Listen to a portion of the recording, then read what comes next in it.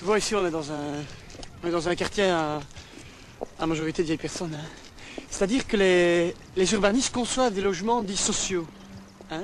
C'est-à-dire des logements faits pour les jeunes couples qui démarrent, hein, pour les ouvriers, pour les ménagers, mais aussi peut-être pour les chômeurs. Hein.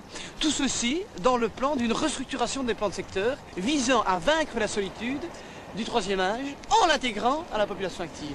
C'est une chouette idée. Mais où je ne suis pas d'accord, et c'est là qu'est la faille, c'est comment peut-on concevoir des habitations sociales sans la moindre recherche esthétique.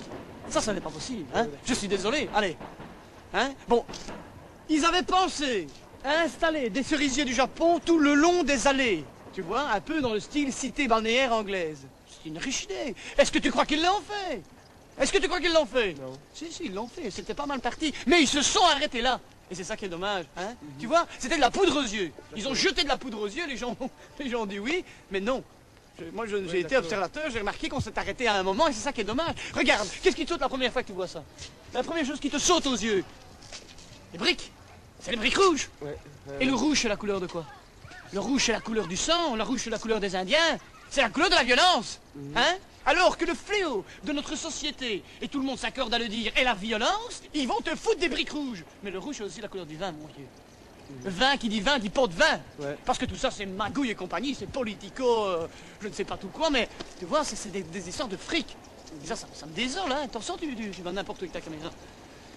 Les gens, ils aimeraient pouvoir s'arrêter et dire, tiens, quel beau parterre, quelle magnifique asymétrie, et quelle belle tonalité de briques. Mais on ne leur donne pas l'occasion non plus. Alors ils préfèrent rester devant leur téléviseur et c'est dommage. Moi, personnellement, si j'avais dû concevoir ce genre de choses, j'aurais vu une habitation, tu vois, de plein pied, avec de grands parterres très aérés, un peu à la Frank Lloyd, typiquement dans l'esprit des habitations japonaises. Parce que ces gens-là, malgré tous leurs défauts, avaient compris beaucoup de choses. Hein.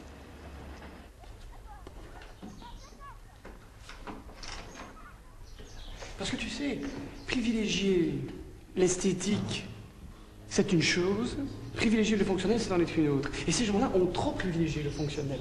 Ce que ne faisaient pas des gens comme Gaudi, qui faisaient cette architecture magnifique, tu sais, cette architecture organique, tu vois, qui semblait partir dans ses eaux, ou même des gens comme Émile Horta, qui ont fait des choses magnifiques, hein, le célèbre coup de fouet. Bonjour.